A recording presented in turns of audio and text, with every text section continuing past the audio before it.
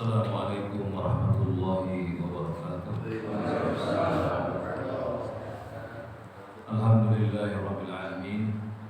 Wassalatu wassalamu ala asrofil anbiya'i wal mursalin wa ala alihi wa ashabihi ajma'in. Amma ba'd. Saudara-saudaraku yang saya muliakan, alhamdulillah kita kembali bertemu di pagi hari ini dalam suasana setelah maaf.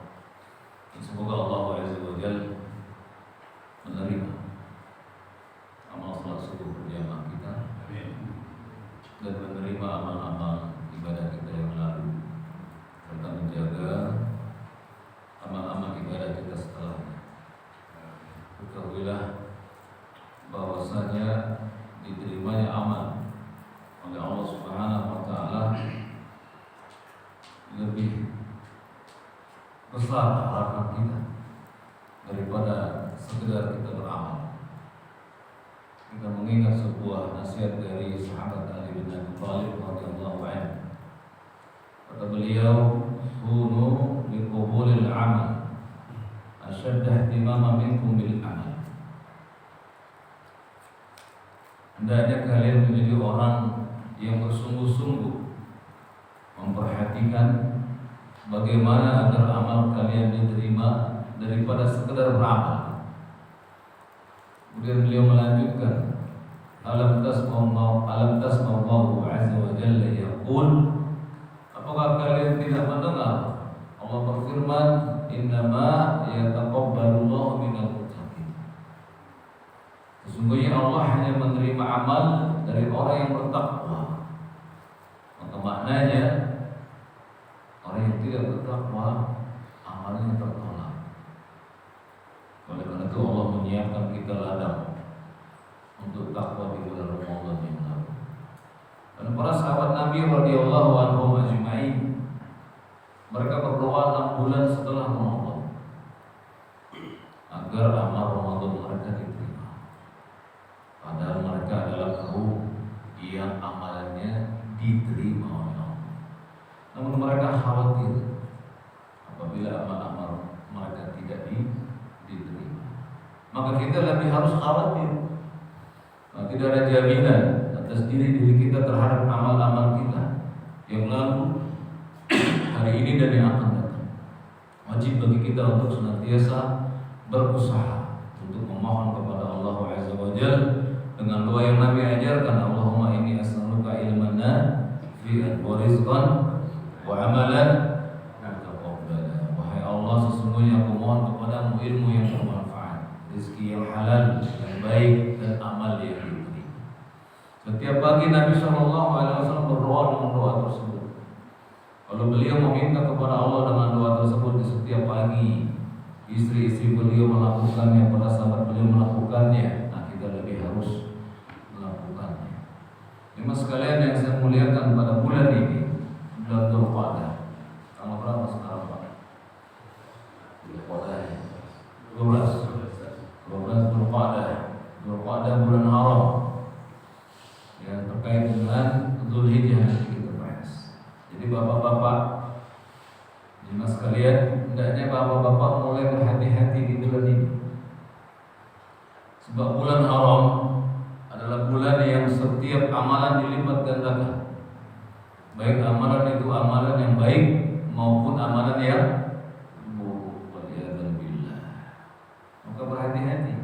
Dari yang diharamkan oleh Allah jangan dikerjakan di bulan Dzulqa'dah, Dzulhijjah, Muharram, dan Rajab, 4 bulan haram. Dan semua bentuk keharaman hukumnya haram dikerjakan di setiap bulan. Namun lebih ditekankan keharamannya pada bulan-bulan haram. Bapak-bapak tahu mutiara? Tahu ya mutiara? Adanya dalam perang, tersembunyi di laut, susah nyarinya. Sampai-sampai rela berkorban finansial, tenaga, dan lain-lain demi mutiara tersebut. Begitu sudah didapat, enggak mau dikasih orang, disimpan memiliki nilai yang tinggi, yang memilikinya senang. Tidak disimpan di tempat yang bagus. Ada mutiara di tempat di bawah bantal, ada yang mutiara di bawah bantal. Tidak ada, dikasih tempat yang bagus, taruh lemari, dikunci, gembok lagi, grendel lagi. Ya, saking bernilainya. Kita akan memasuki bulan yang penuh dengan mutiara di dalamnya. Ya, yaitu bulan Dzulhijjah.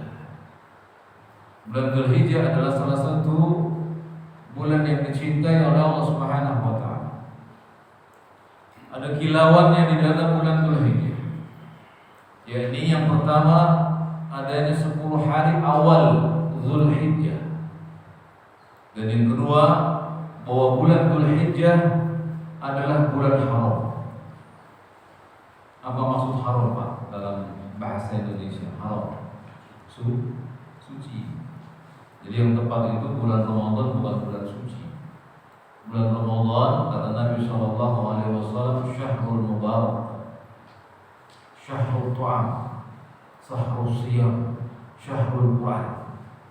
Tapi bulan haram yang 4 ini disebut bulan suci.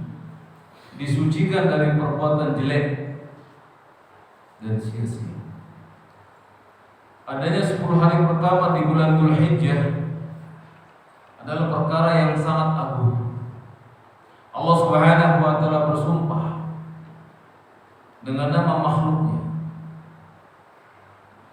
Kalau kita nggak boleh, Pak, bersumpah dengan nama makhluk. Bahkan kalau kita bersumpah dengan nama Allah, dengan nama makhluk, syirik kecil. Demi Allah dan Rasulnya, sering tidak kita bersumpah demikian. Nah, ini nggak boleh. Apalagi demi makhluk Allah. Tapi Allah boleh bersumpah dengan nama makhluknya. Apa makhluk Allah itu? Fajar, wal fajr. Apa artinya? Nah, di waktu fajar. Lalu Allah melanjutkan ya walayalin ashr. Dan demi malam-malam yang 10. Allah Subhanahu wa taala bersumpah dengan malam-malam yang 10. Bahkan sebelumnya demi waktu fajar. Dalam ayat yang lain Allah bersumpah demi masa. Apa itu, Pak? Dalam ayat yang lain Allah bersumpah dengan nama pohon. Apa itu? Wati, Zaitun, Waturisi.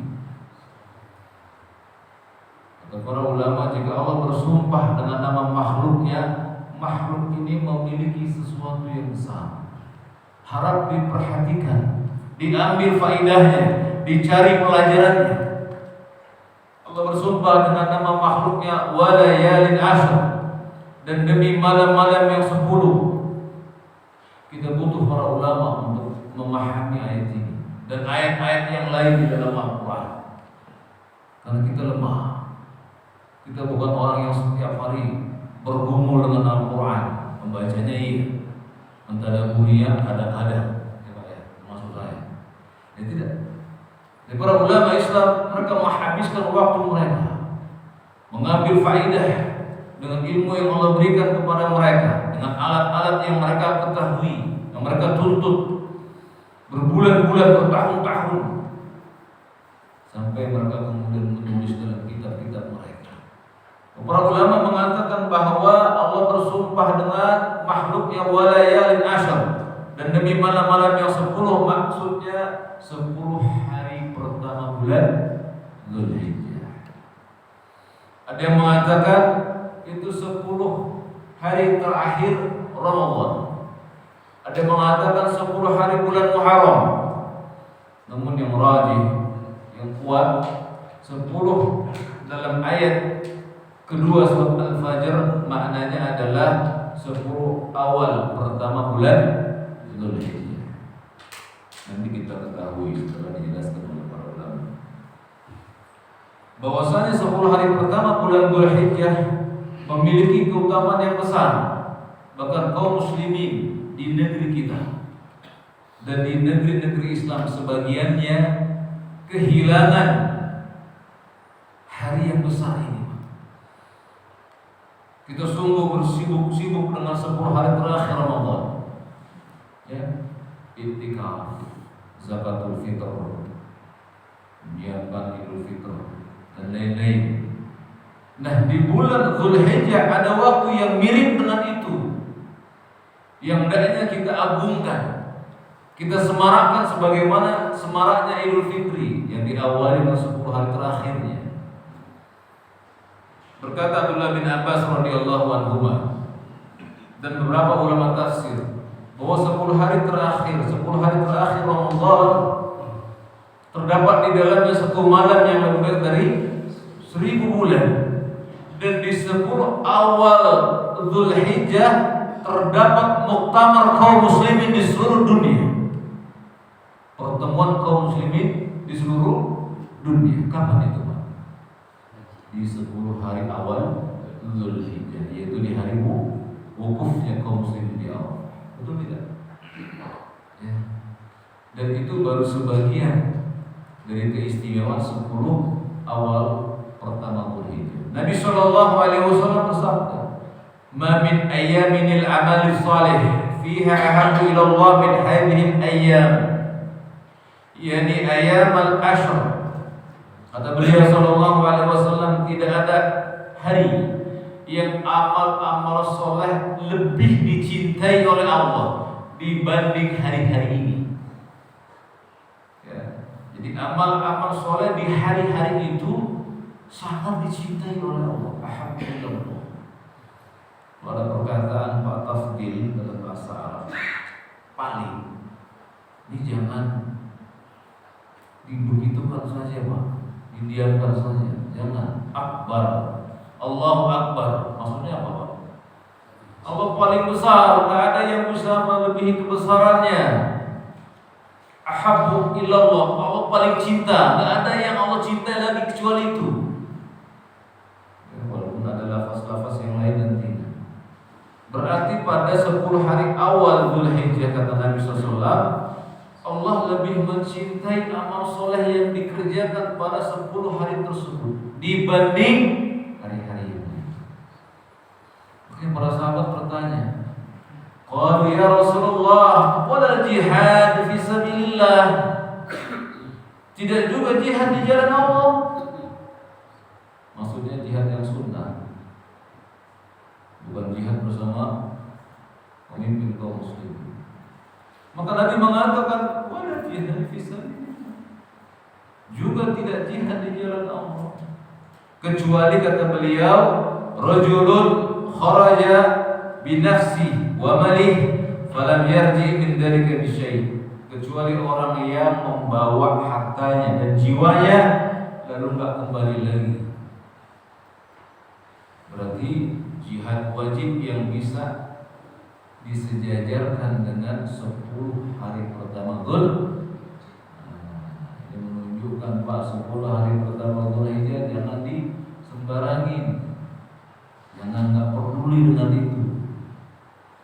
Berkata Imam Ibnu Rajab Al-Hambali, wa idza kana ahabbu ila Allah fa huwa afdal indah. Ya, kalau sesuatu itu lebih dicintai oleh Allah, maka sesuatu itu lebih afdal di sisinya. Ya, jadi 10 hari pertama Zulhijjah itu lebih afdal dari hari-hari yang lain dalam melakukan amal saleh.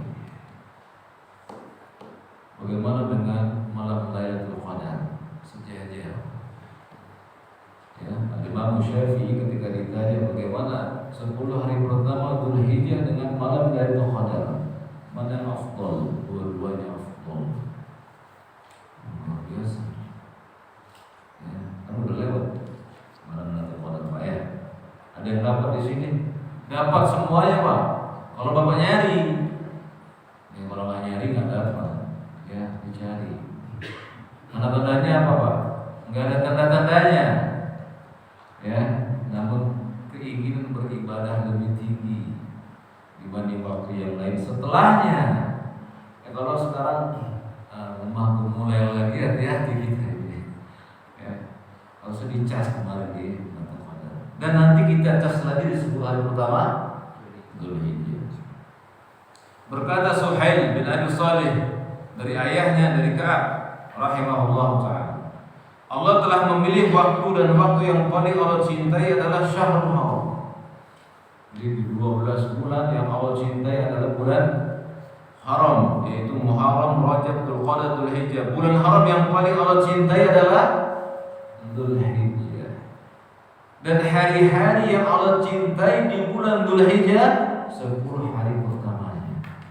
Terkumpul kebaikannya. Dia bulan haram yang lebih dicintai oleh Allah dari bulan haram yang lain, dan di bulan haram yang Allah lebih cintai itu ada yang lebih dicintai lagi oleh Allah hari-harinya, yaitu 10 hari pertama bulan Dzulhijjah.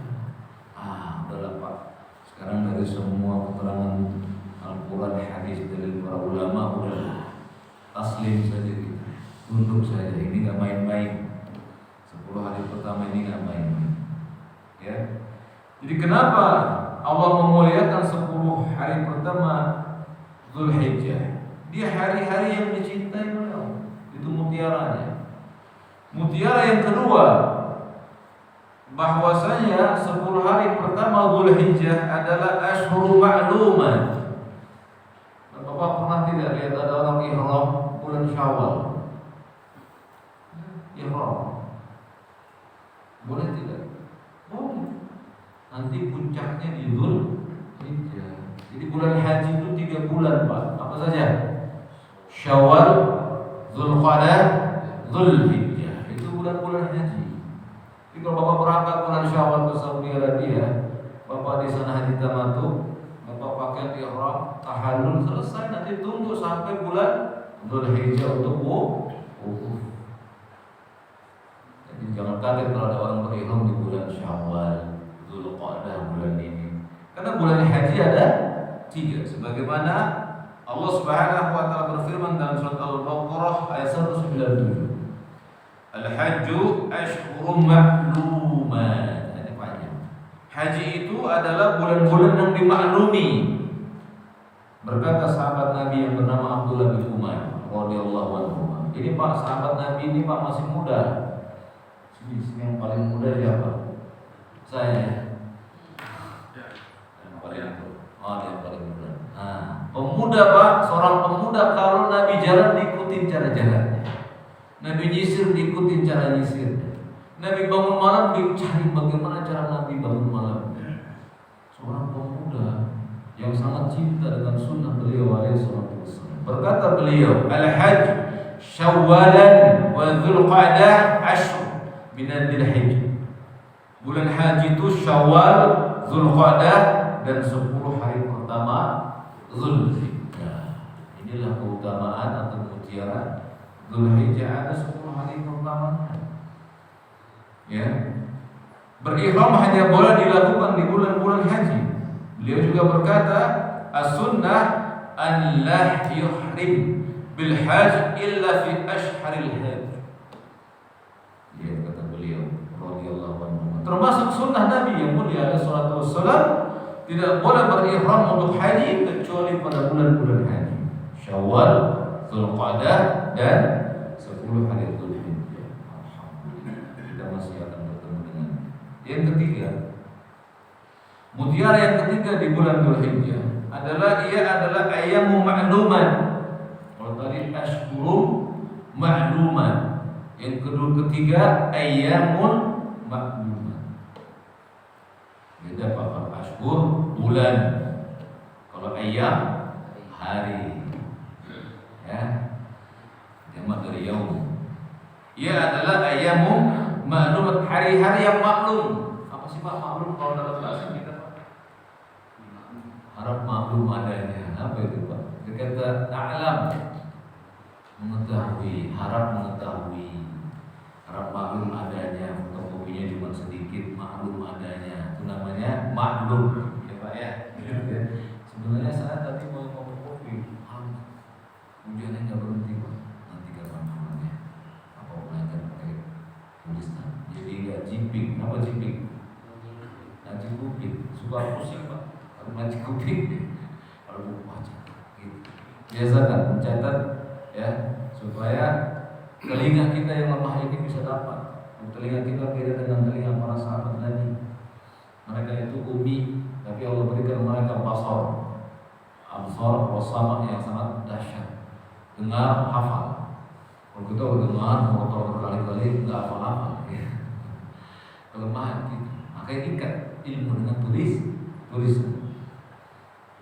Allah berfirman, wa'adzin fin nas bil hajj yatuka rijalan wa ala kulli dhamirin, dan berserulah kepada manusia untuk mengerjakan haji, niscaya mereka akan datang kepadamu dengan berjalan kaki. Siapa ini Pak yang berjalan kaki? Penduduk Mekah. Dan mengendarai unta yang agak jauh. Siapa? Kita unta terbang, pesawat terbang yang kurus, dan yang datang dari segenap penjuru yang jauh, dari mana saja, ya, supaya mereka menyaksikan, yashhadu manafi'a lahum wa yadhkuru ismallaha fi ayyamin ma'lumah, supaya mereka menyaksikan berbagai manfaat bagi mereka, dan supaya mereka menyebut nama Allah pada hari-hari yang maklum, pada hari-hari yang diketahui. Ya, nanti dijelaskan oleh para ulama Islam apa itu ayat al-maklum. Kemudian disuruh kita untuk menyembelih hewan, fakulu minha wa'imul ba'isal faqir, agar nanti disembelih hewan itu diberikan kepada orang yang sengsara lagi fakir. Berarti ayat ini ada perintah untuk berkorban. Ya, mutiaranya itu. Yang keempat mutiara Dzulhijjah adalah janji Allah kepada kita, terutama kepada nabinya yang bernama Musa alaihissalam. Wa wa'adna Musa 30 lailah wa atmamnaha bi ashrin fatamma miqata rabbih 40 lailah. Surat Al-A'raf ayat 142, Allah berfirman, kami janjikan kepada Musa, yaitu memberikan Taurat sesudah berlalunya waktu 30 malam. Ya, jadi Taurat diberikan kepada Nabi Musa setelah berlalunya waktu 30 malam. Lalu kata Allah, kami sempurnakan jumlah malam itu dengan 10 malam lagi. Buat siapa? Umat Muhammad sallallahu alaihi wasallam. Masuk ke dalam Al-Quran perintah ini. Maka sempurnalah waktu yang telah ditentukan Rabb-nya 40 malam. Jadi 10 Dzulhijjah sudah ada di zaman Nabi Musa. Ya, ini hikmah terbesar bahwasanya 10 Dzulhijjah dimaklum, diketahui oleh orang-orang Yahudi. Paham? Demikian maknanya. Menurut kebanyakan ulama tafsir 30 hari adalah bulan Dzulqa'dah, sedangkan yang 10 hari tambahannya jatuh pada bulan Dzulhijjah. Berarti di zaman Musa 30 hari Dzulqa'dah, 10 hari Dzulhijjah maklum di zaman itu. Dan kemudian menjadi syariat di zaman Nabi Muhammad sallallahu alaihi wasallam.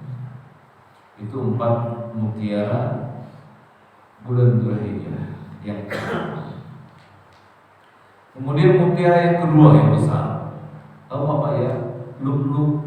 Lu'lu' itu mutiara yang bulat. Nah, kalau mutiara pecah, gitu, ada serpihan namanya marjan. Nama kitab Al-Lu'lu' wal Marjan, permata dan butiran-butirannya. Nah, jadi permatanya atau mutiaranya ada pada 2 tadi, 10 hari awal Dzulhijjah. Mutiara yang kedua bulan Haram. Serpihannya marjannya tadi yang 4. Ya. Kita masuk ke mutiara yang kedua. Mutiara Dzulhijjah yang kedua adalah dia bulan Haram. Dalil bahwa Dzulhijjah bulan Haram datang dari Al-Quran dan As-Sunnah. Nanti kita lihat. Dan mutiara atau serpihan mutiara pada bulan Haram, bulan Dzulhijjah, adalah Dzulhijjah bulan disempurnakannya Islam.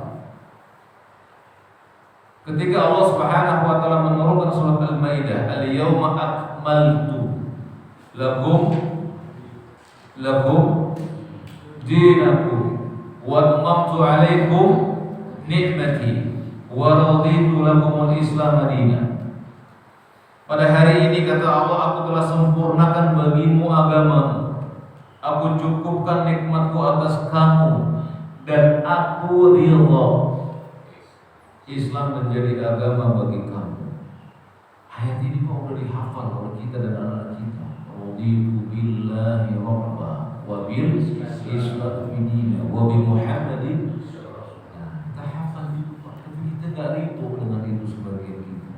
Gak ridho kalau Allah bikin syariat untuk kita amalkan, dahulukan syariat, kita dahulukan hawa nafsu. Allah jadikan kita meridho dengan Muhammad SAW, kita masih mengikuti sunnah yang lain. Allah menyuruh kita ridho dengan Islam, kita ridho dengan agama lain. Nah ini kita nanti diminta janji oleh Allah. Mana janji-janji kalian yang telah kalian ucapkan?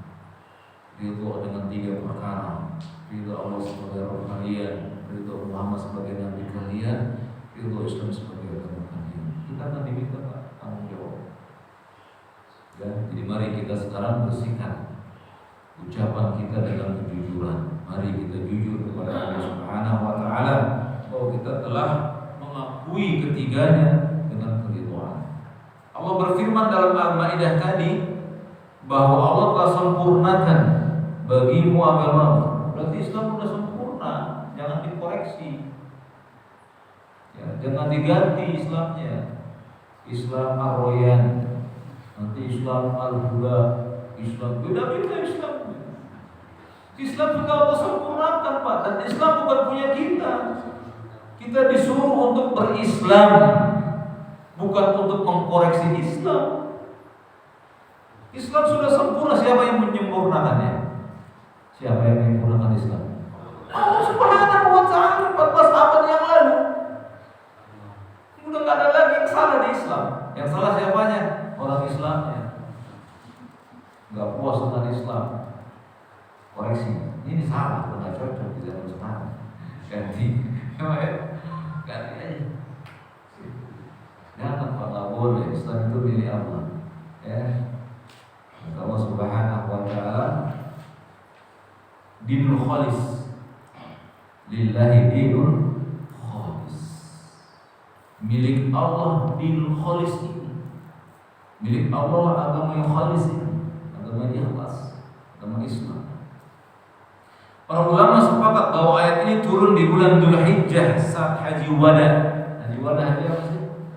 Haji terakhir. Siapa yang haji wada? Nabi SAW. Jadi ayat ini turun saat Nabi terakhir melaksanakan haji di bulan Dzulhijjah. Lihat, Allah agungkan Dzulhijjah dengan disempurnakannya Islam. Diridhoi Islam menjadi agama, dan Allah sempurnakan nikmatnya kepada Muhammad SAW dan seluruh umat beliau. Itu cukuplah kita ini. Allah yang ngasih itu semua. Ya. Dan Pak datang kepada Umar bin Khattab radhiyallahu anhu ketika beliau menjadi Amirul Mukminin, seorang Yahudi. Ya, ketika bertanya ayat ini, ya, tahukah engkau satu ayat dalam kitab suci kalian yang kalian baca, jika ayat itu turun kepada kami, kami akan jadikan dia sebagai hari raya. Jadi kaum yang suka menjadikan hari sebagai hari raya itu Yahudi, Pak. Kata Yahudi, kalau ayat ini turun kepada kami, kami jadikan dia hari raya. Kalian tahu ayat apa itu? Kata Umar bin Khattab, sungguh aku tahu ayat itu. Ya, ayat itu aku tahu kapan turunnya, di mana turunnya. Ayat itu turun saat Nabi sedang berada di padang Arafah di hari Jumat. Pada saat wukuf. Iya, dahsyat tidak ya Pak Dzulhijjah. Yang kedua, bulan Dzulhijjah salah satu bulan haram. Jadi yang pertama apa?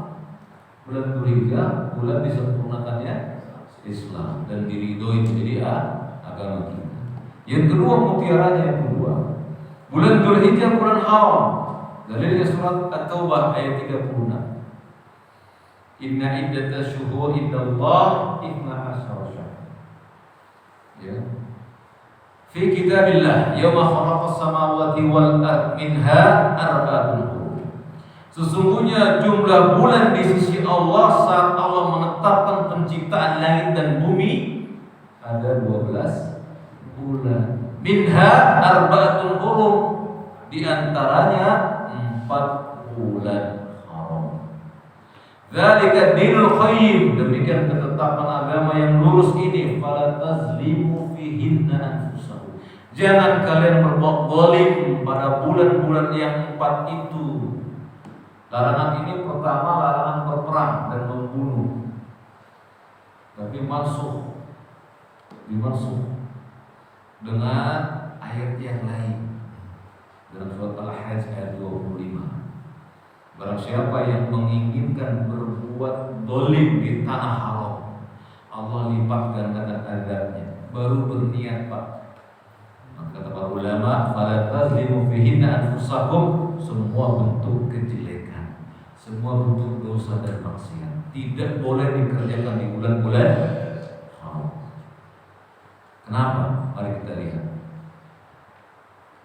Kata Abdullah bin Abbas radhiyallahu anhu, fihinna a'zam, karena semua di dalam bulan-bulan haram a'zam, besar.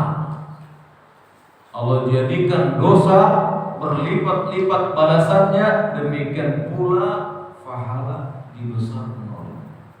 Jadi satu perbuatan dosa dilipat gandakan oleh Allah balasannya. Demikian pula satu amalan ringan pahala dibesarkan oleh Allah pahala. Hati-hati Pak di bulan haram. Adapun nama bulan Dzulhijjah tidak ada di dalam Al-Qur'an. Nabi yang menjelaskannya dalam hadis yang dibawa oleh Bukhari, beliau bersabda, as-sanatu 12 syahr. 1 tahun ada 12 bulan. Minha arba'atun hurum, di antaranya 4 bulan haram. Salasatun mutawaliyah, 3 bulan berturut-turut.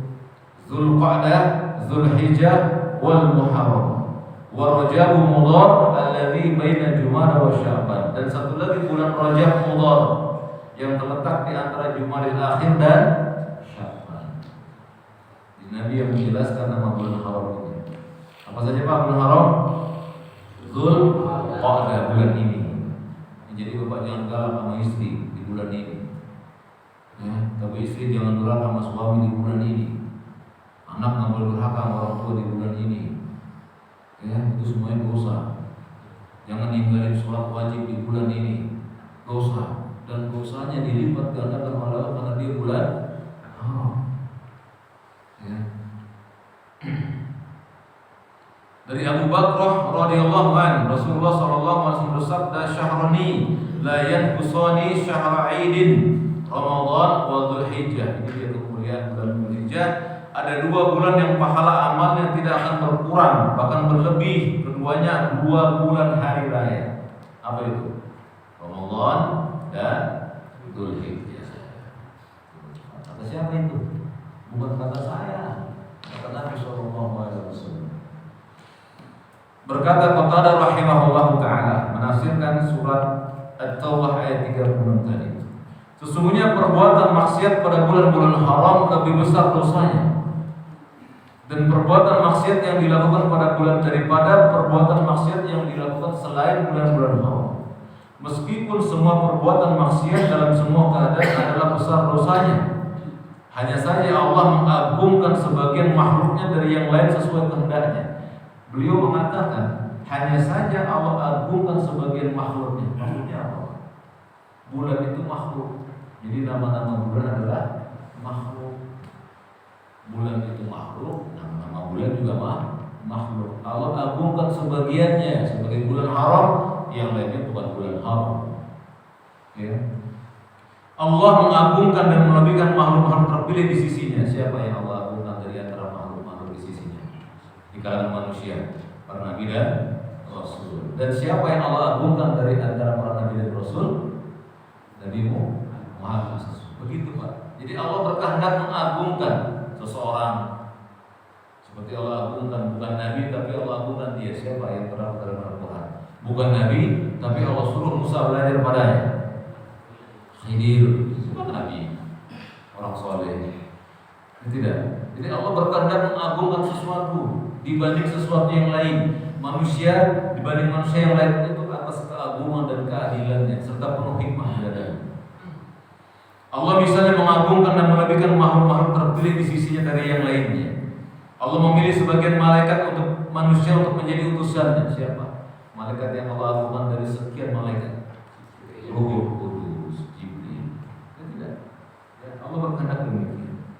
Allah juga menghendaki mengagungkan bulan-bulan Ramadan dan bulan-bulan haram dari semua bulan yang ada. Allah juga memilih mengagungkan hari Jumat dari semua hari yang ada. Allah juga memilih dan mengagungkan malam Lailatul Qadar dari malam-malam yang ada. Itu atas kehendak Allah. Oleh karena itu kata beliau, muliakanlah dan agungkanlah semua yang Allah muliakan dan Allah agungkan. Karena menurut orang yang berakal dan berilmu, sesuatu yang dipandang agung dan mulia juga diagungkan olehnya. Jadi jangan kita membiarkan yang Allah agungkan kita biasakan. Yang Allah biasakan kita agungkan. Kebalik-balik ya. Yang ketiga, bahwa bulan Dzulhijjah adalah bulan kekhususan dan pertemuan umat Islam. Yang Nabi SAW memuliakan bulan Dzulhijjah yang ada 10 hari pertamanya dengan satu hari, namanya hari Arafah.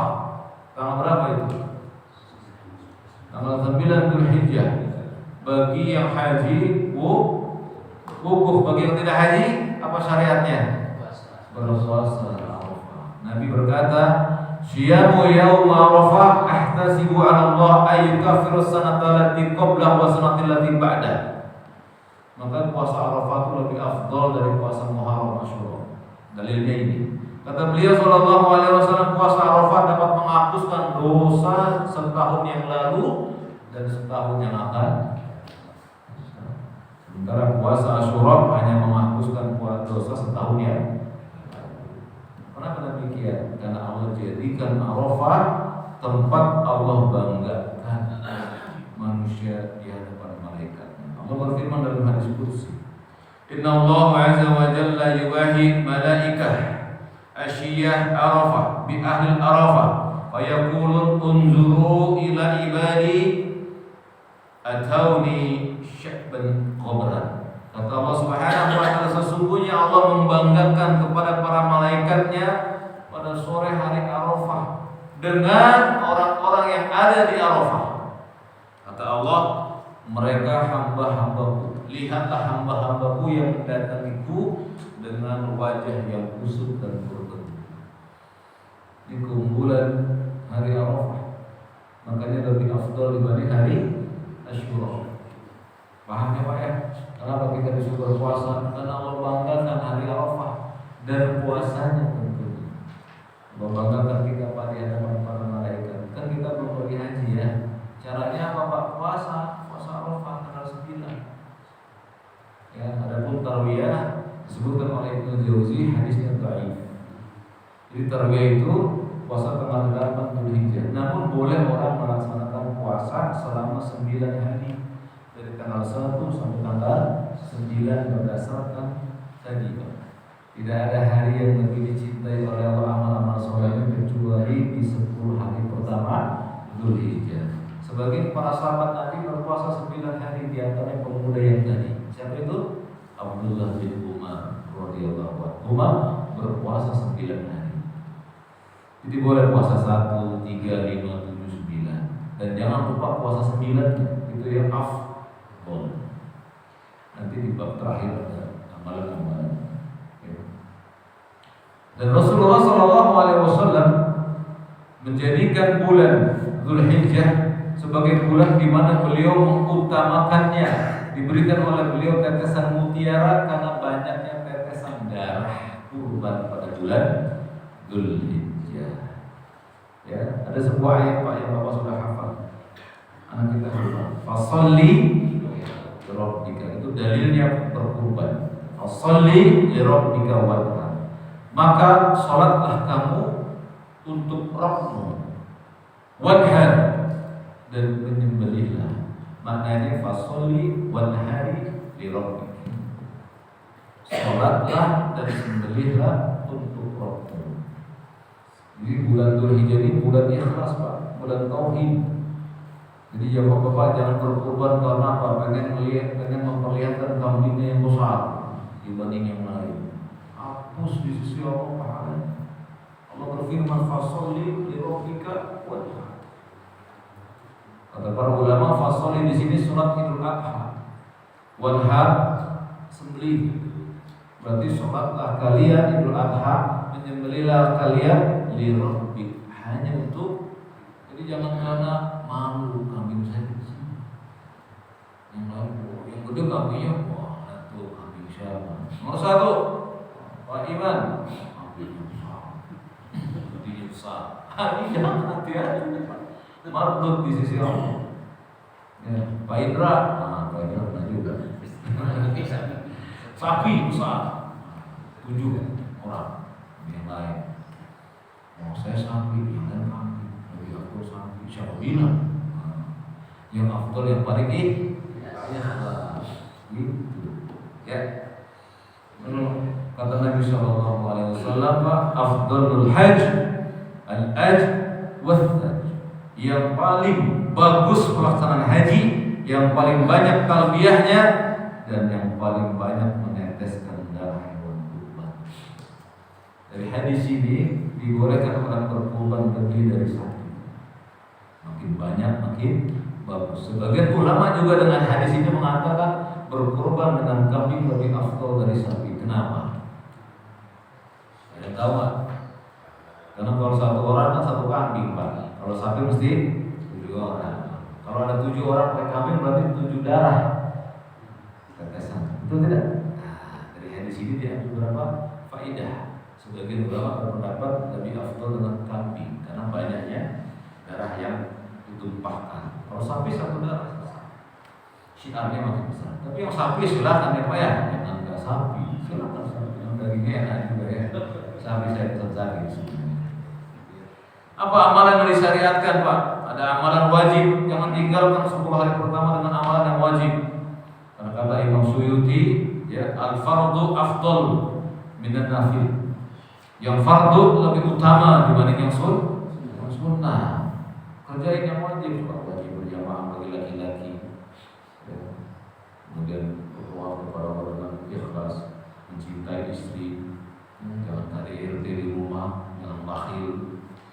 Kalau nggak salah PNS ada PNS di sini Pak. PNS bulan Juli akan turun tuh Pak. Gaji ke-13. Nanti istrinya nanya, Pak dapat gaji ke-13? Kalau ini nggak dapat, padahal nanti di kantong ya. Dilakukan di bulan Dzulqa'dah, Dzulhijjah. Dosanya besar, berdusta. Lagi sama istri. Nanti kalau sama temannya, ente ada traktir semuanya. Sama istrinya, ada apa saya tahu dah. Puasa nggak boleh.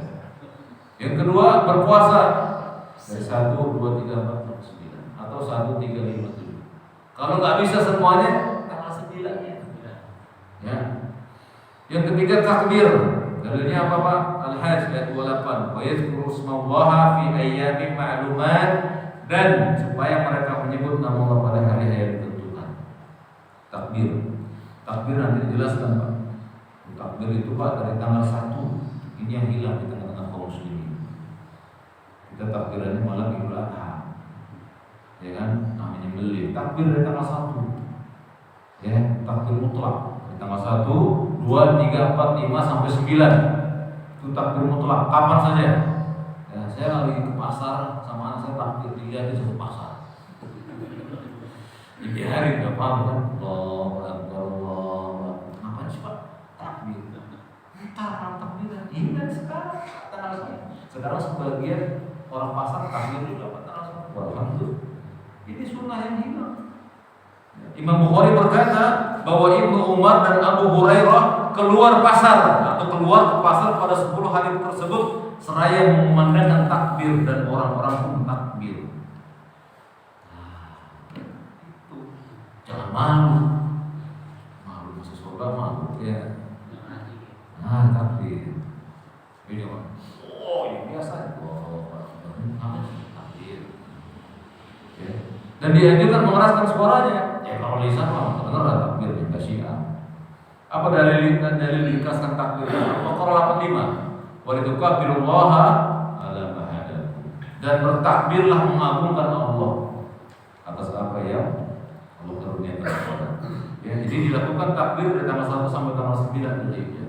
Tanggal 9 Dzulhijjahnya saat fajar, maka takbirnya dua. Takbir mutlak kapan saja dan takbir muqayyad, yaitu imam, bapak imam. Di tanggal 9 fajar Nabi sholat dia takbir. Assalamualaikum warahmatullahi wabarakatuh. Assalamualaikum. Istighfar sejenak. Astagfirullah. Allahu akbar. Allahu akbar. Semuanya itu. Berapa kali terserah. Sekali boleh, 2 kali boleh, 3 kali boleh. Ya. Itu dari tanggal 9 sampai hari tasyrik asar. Jadi jangan kaget ada orang takbiran dulu. Iya memang disuruh. Siapa nyuruh? Allah Subhanahu wa taala. Dan Nabi yang mulia sallallahu berkata para sahabat takbir. Dan agungkan Pak 10 hari pertama. Nanti lihat ya nih Pak. Royan. Goyah pada takbir Pak ya. Yang keempat, apa saja Pak yang mesti kita lakukan setelah Dzulhijjah ini atau awal Dzulhijjah? Taubat, tinggalkan perbuatan dosa. Maka Allah Maha Cemburu. Sesungguhnya Allah itu cemburu. Innallaha yaghar. Allah itu cemburu. Wa gharadallahu ayyatil mar'u ma haramallahu alayhi. Dan Allah cemburu apabila seorang hamba melakukan apa yang diharamkan olehnya. Cemburu di sini marah. Yang udah saya kasih keenakan, kalian malah berbuat dosa. Maka taubat di bulan Dzulhijjah. Mengerjakan amalan sunnah yang lain, melaksanakan salat Idul Adha dan mendengarkan khutbah, walaupun sunnah ya, mendengarkan khutbah sunnah. Dan jangan memulai Idul Adha dengan maksiat, petasan. Aduh, Majelis Ulama telah mengeluarkan fatwa yang 2009 tentang haram yang petasan. Nggak boleh. Islam juga mengharapkan sejak dahulu la dharar wala dirar, tidak boleh membahayakan diri dan orang lain. Dan Nabi mengatakan tidak beriman la yu'min. Tidak beriman seseorang, maksudnya tidak sempurna imannya ya orang yang membuat tetangganya terganggu dengan lisan dan tangannya. Ceder pakai tangan, pakai suara nggak boleh ya, jauhi hal itu. Yang ketujuh, berkurban di 10 Dzulhijjah dan hari-hari tasyrik. Di sebagian manusia berusaha tanggal 7 memaksimalkan kurban. Kalau nggak sanggup, kita hingga hari berikutnya. Sehingga panitia nggak kecapean, ya kan? Capek loh panitia tanggal 10 Dzulhijjah, ya kan? Aduh, nanti bagi besoknya ada lagi, tenang saja, masih ada kambing, potong aja hari tasyrik. Kita ajarkan kepada umat ini bahwa penyembelihan itu 4 hari. Ya, 10, 11, 12, 13, 4 hari. 10, 11, 12, 13. Sembelihlah itu hewan kurban. Kemudian dilarang mencabut atau memotong rambut atau bulu dan kuku bagi yang mau korban. Misalnya, antum siapa Pak? Pak siapa? Tak kenal maka kata saya. Pak Ade. Pak Ade. Misalnya Pak Ade, saya mau korban kata saya. Apa Ade nggak boleh potong rambut, kuku, kumis, nggak boleh. Kalau niatnya berkorban, tapi kalau nggak berkorban nggak apa-apa. Tapi kalau saya mau korban nih, ada niat itu, saya mau korban. Tapi belum turun gaji 13 ya, karena bukan PNS ya, swasta ya. Tapi tetap niat, maka jangan dipotong kukunya, jadi potong kumis, rambut nggak boleh, sampai dia mendapatkan hewan kurban dan disembelih baru dia potong. Jadi ada orang yang Pak ngegor saya, Ustaz, kenapa itu penjaga itu nggak bersih, kenapa kukunya panjang? Saya bilang mungkin dia pengen korban, ya kan? Bisa juga dia pengen korban habis itu, habis korban baru dia potong dulu. Ya, siapa yang melarang? Nabi SAW yang melarang. Ya, jika kamu melihat hilal bulan Dzulhijjah dan salah seorang di antara kamu ingin berkorban, maka hendaklah dia menahan dirinya dari memotong rambut dan kuku. Kalau dia melihat hilal Dzulhijjah. Sekarang kita dengan bantuan pemerintah dengan hisab tanggal sekian, tanggal 9 ya, Juli ya. 9 Juli kita Idul Adha. Berarti tanggal 8 ya malam takbiran kalau ada niat. Nah, besok kurban. Saya pengen korban. Nah, nggak boleh motong kumis, walaupun musuh itu wow, kukunya juga. Ya, jadi demikian amalan yang bisa dikerjakan pada bulan Dzulhijjah. Aku qouli hadza wa astaghfirullah li wa lakum wa li sairil muslimina min kulli dhanbin fastaghfiruhu innahu huwal ghafurur rahim. Demikian Bapak sekalian yang bisa saya sampaikan. Silakan. Terima kasih. Baik, masih ada waktu.